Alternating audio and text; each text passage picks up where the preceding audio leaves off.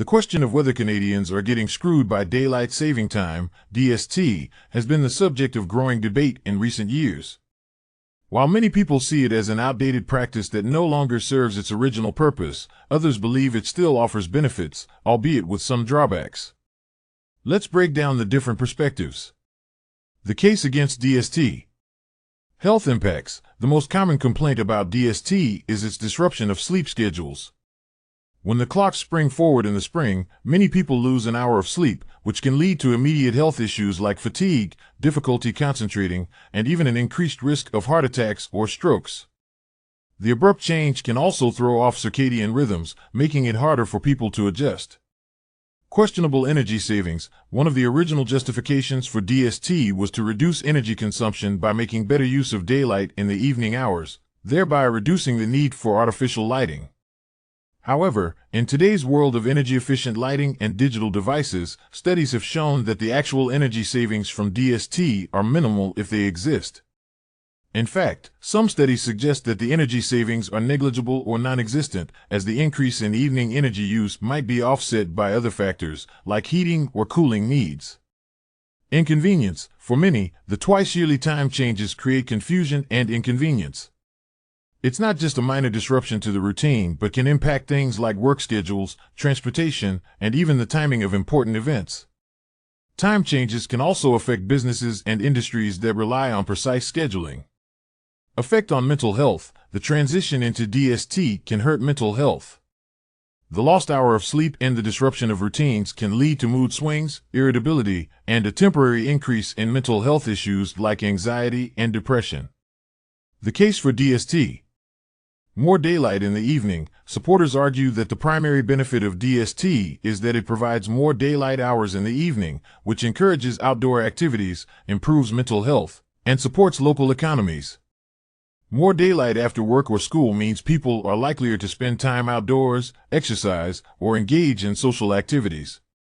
Economic boost. Some sectors, such as retail, tourism, and entertainment, benefit from longer daylight hours because people are more likely to go out and spend money.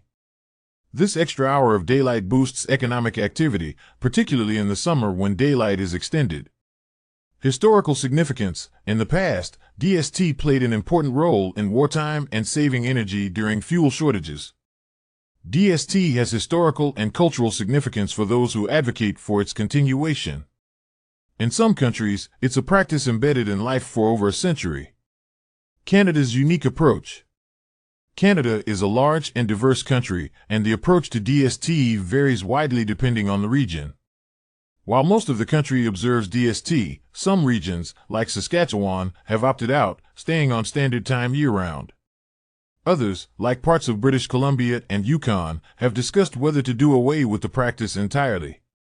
The debate is particularly heated in parts of Canada that experience extreme changes in daylight, like the Northern Territories, where the benefits of DST might be less significant because of the region's unique daylight patterns, for example, 24-hour daylight in summer and extended darkness in winter. Are Canadians getting screwed? It depends on who you ask. Many Canadians feel that DST no longer serves its original purpose and would prefer a more consistent, year-round time system, especially given the health and convenience concerns. The practice might make sense in certain regions with more uniform daylight hours, but it can feel like a disruption in northern or remote areas with little practical benefit. That said, if you ask someone who enjoys longer evenings in the summer or sees the economic boost as a positive, they might still view DST as beneficial. Conclusion.